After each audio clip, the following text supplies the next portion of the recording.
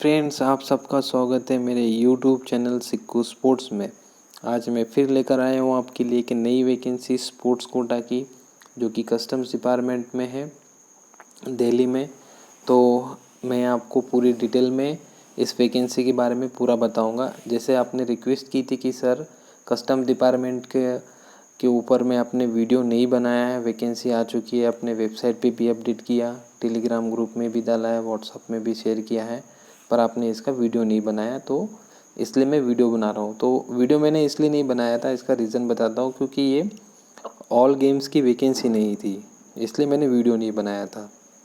मैं भूला नहीं था, मुझे याद था, पर मैंने वीडियो सिर्फ इसलिए नहीं बनाया था क्योंकि ये 6 गेम्स की वैकेंसी है, इसलिए मैंने नहीं बनाई थी। तो चलो मैं बना देता हूँ, फिर भी आपने जैसे बोला है वीडियो के लिए, तो फुल डिटेल वाला वीडियो, तो अभी लास्ट तक बने रहना, ये फुल डिटेल वाला वीडियो है। तो वीडियो थोड़ी लंबी भी बन सकती है क्योंकि आपने फुल डिटेल के लिए बोला है कि क्या कुछ है, कैसा है। तो चलो बढ़ते हैं वैकेंसी की तरफ। तो वैकेंसी जो है इसमें central board of indirect tax and customs की है, 5th floor drum shape building, IP भवन, न्यू दिल्ली। तो कस्टम डिपार्टमेंट की वैकेंसी है। और नेम ऑफ पोस्ट इसमें जो है, पहली है टैक्स असिस्टेंट, 10 वैकेंसी है। सेकंड जो है स्टेनोग्राफर, 1 वैकेंसी है। थर्ड जो है हवलदार, 10 वैकेंसी है। और MTS में 3 वैकेंसी है। तो ऐसे कुल मिलाकर 24 वैकेंसी है टोटल। यहाँ पर फिर आप ऑल ओवर इंडिया के मेल और फीमेल दोनों अप्लाई कर सकते हैं, पर कुछ गेम में ही अप्लाई कर सकती है फीमेल जो है, कुछ गेम में, 3 गेम है उसी में अप्लाई कर सकते हैं। बाकी मेल जो है दोनों गेम में अप्लाई कर सकते हैं। तो ये फॉर्म ऑफलाइन है, इसका लिंक मैंने डिस्क्रिप्शन में दिया है, वहाँ से जाकर डाउनलोड कर सकते हो, और वेबसाइट पर भी है। तो आप हमारी वेबसाइट को मंथ में जैसे आपको समय मिलता है वैसे विज़िट करना, वीकली या मंथली, क्योंकि स्पोर्ट्स की वैकेंसी की सारी अपडेट हमारे वेबसाइट पे रहती है। तो एज लिमिट जो है इसमें 18 से 27 साल है, पर यहाँ पर तीनों पोस्ट के लिए 18 से 27 साल है, तीनों नहीं, चारों पोस्ट के लिए 5 इयर्स का एज रिलैक्सेशन है इसमें, जनरल और OBC के लिए 32 इयर्स तक आप अप्लाई कर सकते हो। अगर 32 इयर्स का भी हो आप तो अप्लाई कर सकते हैं। और SC ST वाले 37 इयर्स तक, 10 ईयर का एज रिलैक्सेशन होता है SC ST के लिए। अभी एजुकेशन क्वालिफिकेशन यहाँ पे जो है टैक्स असिस्टेंट में ग्रेजुएशन चाहिए, साथ में बेसिक कंप्यूटर का नॉलेज चाहिए, डाटा एंट्री की स्पीड भी चाहिए अच्छी, ठीक है। स्टेनोग्राफर में आपके पास 12th पास चाहिए, और स्टेनो की स्किल चाहिए। यहाँ पे स्किल लिखी, क्या स्किल चाहिए आप पढ़ लेना बाद में इसको, ठीक है। और अब हवलदार का आता है, तो हवलदार में आपको 10th पास चाहिए, 10th पास चाहिए हवलदार में। मेल फीमेल दोनों अप्लाई कर सकते हैं हवलदार के लिए, ठीक। हवलदार के लिए 10th पास चाहिए। हाइट उसमें मेल के लिए लगेंगी 157.5 सेंटीमीटर, और इसमें रिलैक्सेशन रहता है 5 सेंटीमीटर का Gorkhas, Assamese and schedule tribal, Garhwal schedule tribal के लिए। तो ये इससे बिलोंग करते हो तो 5 इयर्स का 5 इयर्स का हाइट में रिलैक्सेशन मिलता है। यहाँ पर चेस्ट चाहिए 81 सेंटीमीटर, और 5 इयर्स वो फूलनी चाहिए बाद में। और फिज़िकल टेस्ट इसमें जो होता है 1600 मीटर 15 मिनट में, साइकिलिंग होती है 8 किलोमीटर 30 मिनट में। अब फीमेल की बारी, फीमेल में जो है आपको सिर्फ हाइट मांगी जाती है यहाँ पर 52 सेंटीमीटर, 152 सेंटीमीटर, और वेट जो है 48 kg, कम नहीं चाहिए, इससे ज़्यादा चलेगा। और रिलैक्सेशन यहाँ पे आपको हाइट में मिलता है 2.5 सेंटीमीटर का, वेट में 2 kg का, पर गोरखा, गढ़वाल, आसाम, गोरखा और शेड्यूल ट्राइबल वालों को मिलता है। और इसमें फ़िज़िकल टेस्ट जो है 1 किलोमीटर है 20 मिनट में, और साइकिलिंग जो होती है 3 किलोमीटर 25 मिनट में। अब MTS में जो है आपको सिर्फ 10th पास चाहिए। तो यहाँ पर बहुत सारे जन सोचते हैं कि सर मैं तो सिर्फ 10th पास हूँ, तो मैं चारों पोस्ट में अप्लाई कर सकता क्या? नहीं, आप 10th पास हो तो हवलदार और MTS में अप्लाई करना आप। और जो लोग 12th पास है वो स्टेनो, हवलदार और MTS में, और जो लोग ग्रेजुएशन पास है जैसे कि डिग्री पास आउट है तो आप चारों पोस्ट में एलिजिबल हो, और एक ही फॉर्म से आप चारों पोस्ट के लिए अप्लाई कर सकते हो। अलग फॉर्म फिल करने की ज़रूरत नहीं यहाँ पर। गेम लिस्ट यहाँ पे क्रिकेट है, 6 वैकेंसी है, मेल के लिए रिजर्व्ड है। यहाँ पोजीशन लिखी किस पोजीशन के प्लेयर चाहिए। तो क्रिकेट के लिए जो चलती है फेडरेशन जो चलता है BCCI, इस फेडरेशन से आपने सीनियर या जूनियर नेशनल खेला है, अंडर 19 या 21 या सीनियर, तो आप इसमें अप्लाई कर सकते हैं।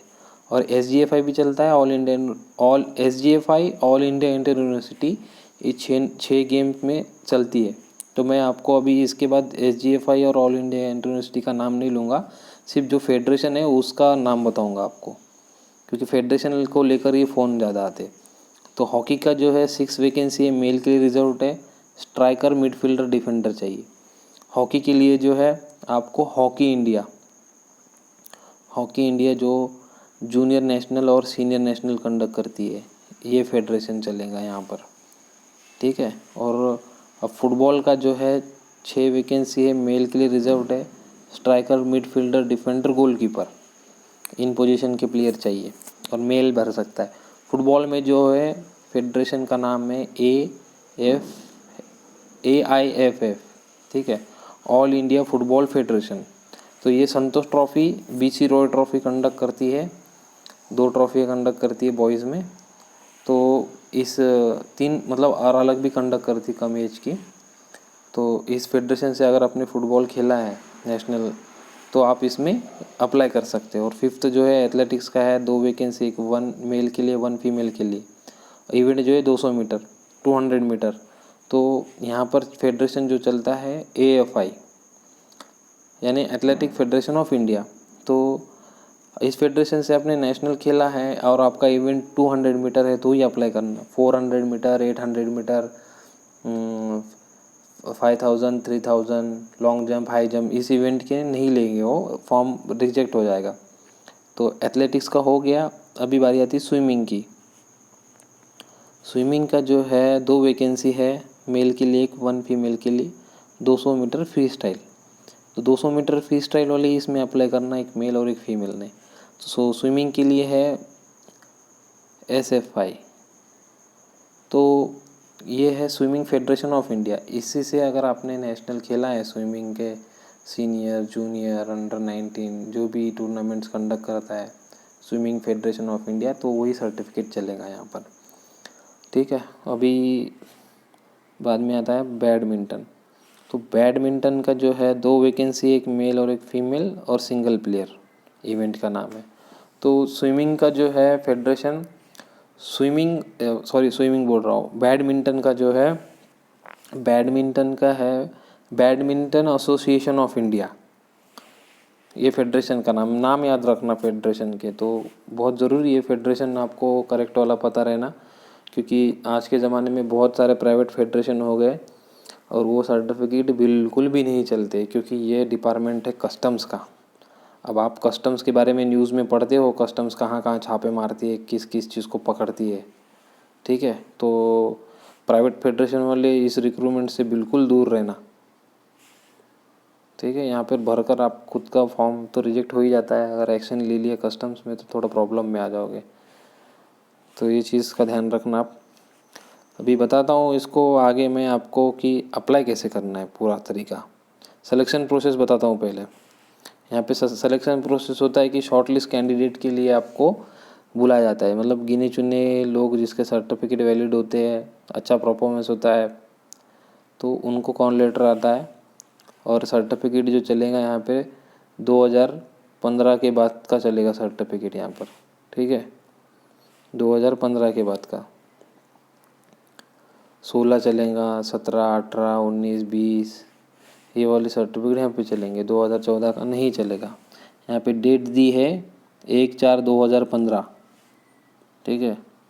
तो इसमें पहले ट्रायल होता है, पहले ट्रायल नहीं, कॉल लेटर आएगा, डेट दी जाएंगी आपको, उस डेट पे रिपोर्ट करना है। वहाँ पर जाकर रिपोर्ट करोगे तो पहले दिन डॉक्यूमेंट चेक होते हैं, डॉक्यूमेंट में अगर आप क्लियर हो जाते हो तो आपको दूसरे दिन ट्रायल के लिए बुलाते हैं। ट्रायल में जो भी आपका इवेंट है, गेम है, उसी गेम से रिलेटेड ट्रायल होता है।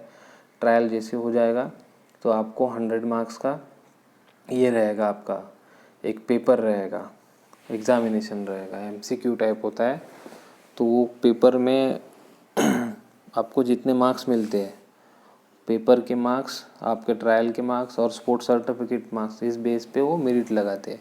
और जो लोग स्टेनो और स्टेनोग्राफर और टैक्स असिस्टेंट में अप्लाई करते हैं, उनके लिए वहाँ पे स्किल टेस्ट होती है। इसकी टैक्स असिस्टेंट के लिए डाटा एंट्री की स्किल होती है और टेस्ट होती है, और स्टेनोग्राफर के लिए स्टेनो की जो स्किल है उसकी टेस्ट होती है। तो ये दो चीज़ का ध्यान रखना, आप टैक्स असिस्टेंट और स्टेनोग्राफर में अप्लाई कर रहे हो तो। अप्लाई कैसे करना है? ऑफलाइन मोड है पूरा। फॉर्म प्रिंट करना है, फॉर्म फिल करना है, अच्छे से ब्लैक पेन से फिल करना है, और जितने भी फॉर्म के जो कॉलम से ब्लैंक नहीं छोड़ना है। जहाँ पे अगर आप एलिजिबल नहीं होते हो उसमें ऐसा क्रॉस कर देना है। अगर ब्लैंक छोड़ोगे तो फॉर्म रिजेक्ट हो जाएगा। ठीक है, जैसा अभी मान लो मैं 10th पास हूँ, सिर्फ फॉर एग्ज़ाम्पल के लिए बता रहा हूँ, तो मैं हवलदार और एमटीएस में अप्लाई करूँगा। तो टैक्स असिस्टेंट के सामने आपने क्रॉस कर देना है, स्टेनोग्राफर के सामने भी क्रॉस कर देना है, वहाँ पे स्पेस होगा वहाँ पे। अगर आप ग्रेजुएशन कंप्लीट है आपका तो आप चारों पोस्ट में अप्लाई कर देना, चारों में भी, चारों को टिक कर देना ऐसे। ठीक है, मतलब चारों पोस्ट के लिए एलिजिबल रहोगे, एक ही फॉर्म से चारों पोस्ट में अप्लाई कर सकते हैं। तो ये हो गया। अभी बताता हूँ इसको साथ में क्या क्या भेजना है आपके। पहले तो आपको फॉर्म नंबर 1, अगर इंटरनेशनल प्लेयर है तो फॉर्म नंबर 1 लगाना है, और अगर आप सिर्फ नेशनल खेले हो तो फॉर्म नंबर 2, यूनिवर्सिटी खेले हो तो फॉर्म नंबर 3, एसजीएफआई खेले हो तो फॉर्म नंबर 4, अगर नेशनल अवार्ड पर्सन हो तो फॉर्म नंबर 5। अब यहाँ पर बोलते बहुत जन कि सर मैंने 15 में भी नेशनल खेला है, 16 में भी खेला है, 17 में भी खेला है, 18 में और 19 और 20 में भी। तो सर मैं कंटिन्यू मैं 5 साल नेशनल खेला हूँ। तो सर फॉर्म नंबर 2 मेरे को 5 फिल करने पड़ेंगे क्या? हाँ भाई, आपको पूरे 5 फॉर्म प्रिंट कराओ। ठीक है, फॉर्म नंबर जो भी है 2, जैसे नेशनल खेले हो तो फॉर्म नंबर 2 लगता है, तो वो वाला 5 लेना है, 5 के 5 फिल करने हैं। जैसा पहला वाला आपने 34 नेशनल खेला था नंबर, फिर 34 नेशनल की जो सर्टिफिकेट की डिटेल होती है वो डालना है उस पर, फिर बाकी की जो सर्टिफिकेट के हिसाब से उसी में डिटेल डालना है, नेम, प्लेस, क्या पोजीशन है, पार्टिसिपेंट है। तो वो फॉर्म आप सेक्रेटरी से साइन करके ले लेना एक बार। तो ये वाला जो फॉर्म होता है ये ओरिजिनल सेंड करना नहीं होता, ये इसका ओरिजिनल आपके पास ही रखना, और फॉर्म के साथ में इसकी फ़ोटो कॉपी लगा कर भेजना। हाँ, सभी रिक्रूटमेंट में एक ही बार सिग्नेचर लेना है। ठीक है, तो ये आपका डाउट क्लियर होगा। तो यूनिवर्सिटी का भी सेम ही है, फॉर्म नंबर 3, 4 ये सब सेम ही है। जितनी बार खेलो उतने फॉर्म की सिग्नेचर आपने लेके रखना है। तो साथ में भेजना क्या है, आपकी मार्कशीट भेजनी है, 10th की, 12th की, ग्रेजुएशन की, सारी मार्कशीट भेजना है, फ़ोटो कॉपी भेजनी है, ओरिजिनल नहीं भेजना है। और एडिशनल सपोर्टिंग कुछ डॉक्यूमेंट है, जैसा किसी का टाइपिंग हुआ वाला रहता है, टाइपिंग सर्टिफिकेट, स्टेनोग्राफर का सर्टिफिकेट या बेसिक कंप्यूटर नॉलेज सर्टिफिकेट, और साथ में जो स्पोर्ट्स सर्टिफिकेट होते हैं उसकी भी फ़ोटो कॉपीज़ भेजने, सभी भेजने हैं 15 के बाद के। ठीक है, 15 से जो भी खेले हो वो भेजना है। कास्ट सर्टिफिकेट भेजना है अगर आप SC ST से अप्लाई करते हो, SC ST OBC से। साथ में कॉपी ऑफ आधार भी भेजना है, और एनेक्स्चर 2 भी है साथ में। ठीक है, ये चीज़ आप अच्छे से याद रख कर भेजना, फॉर्म रिजेक्ट हो जाता नहीं तो। और एनवलप जो लेते हो वो एनवलप पे अपने ये लिखना है सामने में, पहले एनवलप पे पहले ही ऊपर में टॉप पे लिखना है, application for the post of tax assistant stenographer havildar MTS under sports quota recruitment. और यहाँ पे नेम ऑफ स्पोर्ट्स में जो भी गेम है, जैसे मैं फुटबॉल से हूँ तो मैं यहाँ फुटबॉल लिख देता हूँ। ठीक है, ये चीज़ पहले लिखनी है आपको। अब इसके बाद भेजना कहाँ है, तो भेजना यहाँ है, 2 लिखना। अब ये 2 से स्टार्ट कर देना लिखना, द एडिशनल डायरेक्टर, ये लिख कर पूरा यहाँ तक इस एड्रेस पे आपने स्पीड पोस्ट बाय पोस्ट आप भेज सकते हो उसको। ठीक है, या बाय हैंड भी आप, अगर आप न्यू दिल्ली में वहीं रहते हो तो आप बाय हैंड भी उनके ऑफिस पे जाकर जमा कर सकते हैं। तो इसकी लास्ट डेट जो 5 नवंबर लास्ट डेट है, सभी स्टेट के लिए 5 नवंबर इसकी लास्ट डेट है, ठीक है। और जो नॉर्थ ईस्टर्न स्टेट से है उनके लिए 17 नवंबर है। याद रखना एक चीज़, बहुत सारे जन बोलते कि सर 5 नवंबर इसकी लास्ट डेट है, तो मैं 5 नवंबर को ही पोस्ट करूँगा तो चलेगा क्या? नहीं चलता। अब 5 नवंबर को उनके पास पहुँचना चाहिए 6 बजे तक शाम के, ठीक है। तो यहाँ डाउट आपका क्लियर हो गया सारी चीज़ों का। और एक चीज़ बताता हूँ कि जैसे मेरे दोस्त भाई बहुत सारे लोग जो है कि जो आर्मी में है, कोई नेवी में है, तो वो चाहते हैं कि अपने स्टेट में जाके अच्छी नौकरी मिले उनको। तो आप बिल्कुल इसमें अप्लाई कर सकते हो जॉब रहने के बाद भी। आपने क्या करना है, आपका जो भी जैसे यूनिट होता है या रिक्रूटिंग ऑफिस होता है आपका, या रिकॉर्ड ऑफिस होता है, या हेड क्वार्टर होता है, तो वहाँ से एनओसी लेनी है। एनओसी लेके इसमें अप्लाई करना है आपने। एनओसी, ओरिजिनल एनओसी आपके पास रखनी है, फॉर्म के साथ में फ़ोटोकॉपी भेजना है एनओसी के, तो आप एलिजिबल रहोगे इसमें। अगर एनओसी विदाउट लगा के अप्लाई करोगे तो आपका जो भी डिपार्टमेंट है वो आपको रिलीज़ नहीं देगा और डिस्चार्ज नहीं देगा समय पर, अगर आपका यहाँ पे सिलेक्शन होता है तो, ठीक है। तो अभी इस वीडियो को मैंने तो आपको पूरा डिटेल में बताया, फिर भी अगर आपको कुछ समझ में नहीं आता है तो डिस्क्रिप्शन में हमारे सोशल मीडिया अकाउंट्स के लिंक दिए हैं। जैसा टेलीग्राम का लिंक है, तो टेलीग्राम पर आके आप मुझे चैट कर सकते हो, जो भी आपका प्रॉब्लम है वहाँ से मैं आपको रिप्लाई दे दूँगा। या फेसबुक पेज है वहाँ पे भी, या इंस्टाग्राम की आईडी दी है, उसका लिंक दिया है, वहाँ से भी आप पर्सनली चैट कर सकते हो मुझे।